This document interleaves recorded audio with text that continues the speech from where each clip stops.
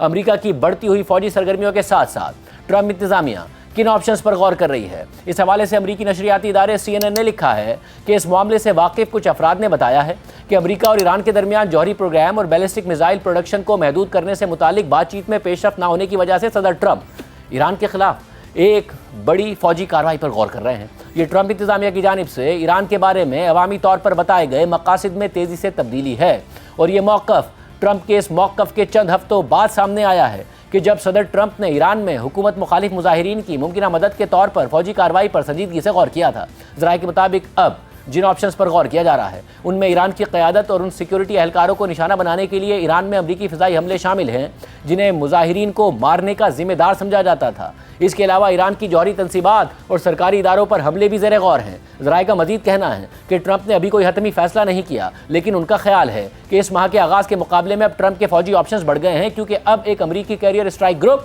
خطے میں موجود ہے۔ رپورٹ میں مزید لکھا ہے کہ امریکہ کا USS Abraham Lincoln carrier strike group پیر کو انڈین اوشین میں داخل ہو گیا تھا، اور اب یہ ایران کے مزید قریب بڑھ رہا ہے، جہاں سے وہ ایران کے خلاف کسی بھی ممکنہ کارروائی میں مدد دے سکتا ہے، چاہے وہ حملوں میں معاونت ہو یا ایرانی جوابی کارروائی کی صورت میں علاقائی اتحادیوں کا تحفظ ہو۔ امریکی کانگریس کو دی گئی بریفنگ کے دوران امریکی وزیر خارجہ مارکو روبیو نے کہا تھا کہ ایران میں ہونے والے حکومت مخالف مظاہرے دوبارہ شروع ہو سکتے ہیں۔ ایسے میں یہ خبریں بھی سامنے آ رہی ہیں کہ صدر ٹرمپ کے سامنے رکھے گئے آپشنز میں مظاہرین کا حوصلہ بڑھانے کے لیے ایرانی قیادت کے خلاف حملے بھی شامل ہیں۔ بین الاقوامی خبر رساں ادارے رائٹرز نے اس حوالے سے لکھا ہے کہ متعدد ذرائع کے مطابق امریکی صدر ٹرمپ ایران کے خلاف مختلف آپشنز پر غور کر رہے ہیں، جن میں سیکیورٹی فورسز اور ایرانی قیادت پر محدود حملے بھی شامل ہیں تاکہ مظاہرین کو حوصلہ دیا جا سکے۔ تاہم اسرائیلی اور عرب حکام کا کہنا ہے کہ صرف فضائی طاقت سے ایرانی حکومت کا تختہ الٹنا ممکن نہیں ہے۔ گفتگو سے واقف دو امریکی ذرائع نے بتایا کہ اس ماہ کے آغاز میں ملک گیر احتجاجی تحریک کو کچلنے اور ہزاروں افراد کی ہلاکت کے بعد صدر ٹرمپ ایران میں رجیم چینج کے لیے حالات پیدا کرنا چاہتے تھے۔ اس مقصد کے لیے وہ ایران کے ان کمانڈرز اور اداروں کو نشانہ بنانے کے آپشنز پر غور کر رہے تھے جنہیں امریکہ کریک ڈاؤن کا ذمہ دار سمجھتا ہے، تاکہ مظاہرین کو یہ اعتماد ملے کہ وہ سرکاری اور سیکیورٹی عمارتوں پر ایران میں قبضہ کر سکتے ہیں۔ ایک ذریعے اور ایک امریکی عہدیدار کے مطابق صدر ٹرمپ نے ابھی تک کسی حکمت عملی پر فیصلہ نہیں کیا جس میں فوجی راستہ اختیار کرنا بھی شامل ہے۔ دوسرے امریکی ذریعے نے بتایا کہ ٹرمپ کے مشیروں کے زیر غور آپشنز میں ایک بہت بڑا حملہ بھی شامل ہے جس کا مقصد دیر پا